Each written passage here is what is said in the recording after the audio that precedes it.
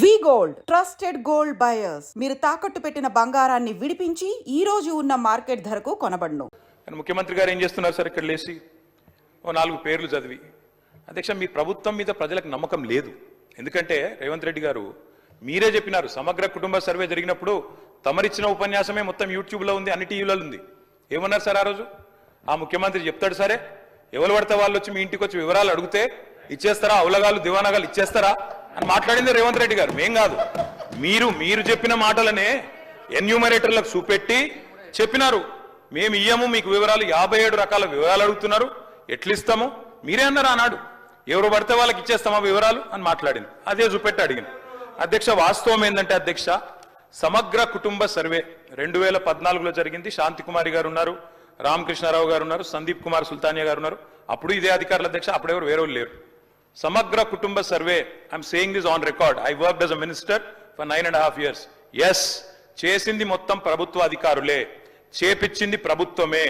Yes, it is an official document. అందులో ఖచ్చితంగా మేము ఓపెన్ గా వెబ్సైట్ లోనే పెట్టినాం, అసెంబ్లీలో కాదు, చాటుమాటుకు కాదు, పారదర్శకంగా వెబ్సైట్ పెట్టాం. ఆ వెబ్సైట్ లోంచే పాయల్ శంకర్ గారు తీసుకున్నారు. ఏముంది అధ్యక్ష సమగ్ర, ఒక మాట మీ చేతిలో కూడా అదే ఉంది. ఏముంది అధ్యక్ష అందులో డేటా?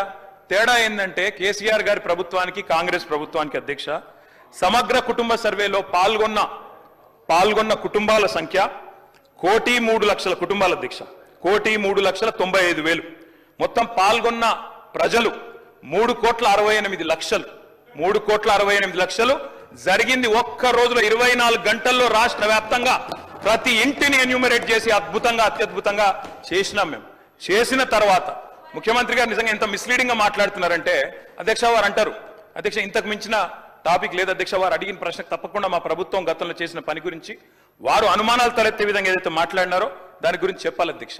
వారు అంటారు అధ్యక్ష, బీసీల సంఖ్య అందులో ఎంత అని. ఎస్, ఆనాడు బీసీల సంఖ్య సమగ్ర కుటుంబ సర్వే ప్రకారం 1,85,61,856, 51%. 51% బీసీలు ప్లస్ అది కాకుండా ముస్లిం సామాజిక వర్గంలో ఉండే బీసీలను కూడా కలుపుకుంటే 10%. మొత్తం ఆనాడు సమగ్ర కుటుంబ సర్వే ప్రకారం రాష్ట్రంలో బీసీల సంఖ్య 61%. ఈ రోజు రాష్ట్ర వ్యాప్తంగా మేము మాట్లాడడం కాదు అధ్యక్ష, ఇక్కడ మా శ్రీనివాస్ యాదవ్ గారు కరెక్ట్ గా చెప్పినారు. మీ కాంగ్రెస్ పార్టీ ఎమ్మెల్సీ చెప్తున్నాడు బయట, దీన్ని తగలబెట్టండి, ఇంకా ఆయన గలీజ్గా మాట్లాడింది నా మాట అన్న, తగలబెట్టండి అన్నాడు.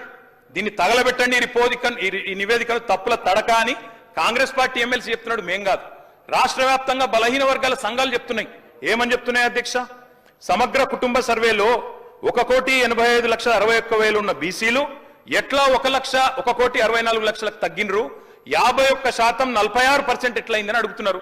శంకరన్న కూడా అదే అడిగింది కదా అధ్యక్ష, తప్పేం అడిగిండు ఇక్కడ? శంకరన్న ఒక్కడే. ఇప్పుడు 9.5 సంవత్సరాలు మంత్రిగా చేసిన మా తాతలు నేతులు తాగిండ్రు కాబట్టి మీరు మా మూతులు నాకండి. ఇట్లాంటి అర్థం పర్థం లేని చర్చలతోనే ప్రయోజనాలు లేదు అధ్యక్ష. ఇప్పుడు ఈ డాక్యుమెంట్ ఏదైతే ఉందో ఇది అఫీషియల్ వెబ్సైట్లో లేదు అధ్యక్ష. తెలంగాణకున్నది టీజీ ఆన్లైన్ వెబ్సైట్ అధ్యక్ష. ఇందులో ఎస్కేఎస్ రిపోర్ట్ లేదు. ఎస్కేఎస్కు ఎన్ఐసి ఐటీ పార్ట్నర్ అధ్యక్ష. ఎన్ఐసి వెబ్సైట్లో కూడా ఈ డేటా డాక్యుమెంట్ లేదు. ఈ డాక్యుమెంట్ ఎక్కడ ఉంది అధ్యక్ష? ఎంసీఆర్ హెచ్ఆర్డి వెబ్సైట్లో ఉంది, మరి చెన్నారెడ్డి హ్యూమన్ రిసోర్స్ దాంట్లో ఇందులో ఉంది. ఈ వివరాలు ఎవరు తయారు చేసిండ్రు, ఎవరు అందులో పెట్టిండ్రు, ఎవరు ఓనర్షిప్ క్లెయిమ్ చేయలేదు అధ్యక్ష. Point number 1. పాయింట్ నెంబర్ 2 అధ్యక్ష, ఈరోజు అధ్యక్ష ఆ రోజు 12 గంటలలో మేము చేసినాం అన్నారు కదా, ఆ రోజు ఎవరెవరిని ఎంగేజ్ చేసిండ్రో అడుగు అధ్యక్ష.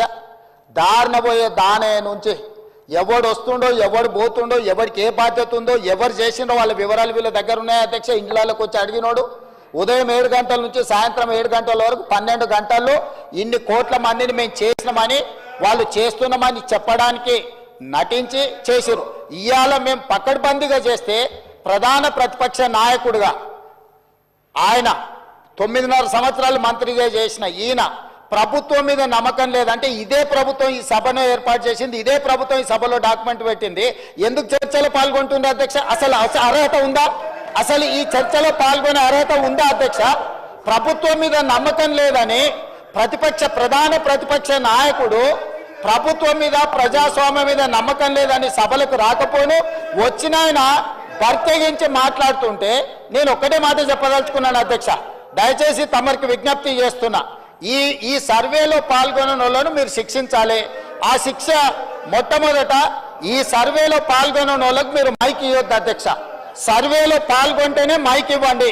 దయచేసి ఎవరైతే ఈ సర్వేలో పాల్గొనలేదో, ఈ సభలో మాట్లాడే అర్హత లేదు, వాళ్ళకు దయచేసి తమరు మైక్ ఇవ్వొద్దని అందరి సభ్యుల తరఫున నేను మీకు విజ్ఞప్తి చేస్తున్నా అధ్యక్ష.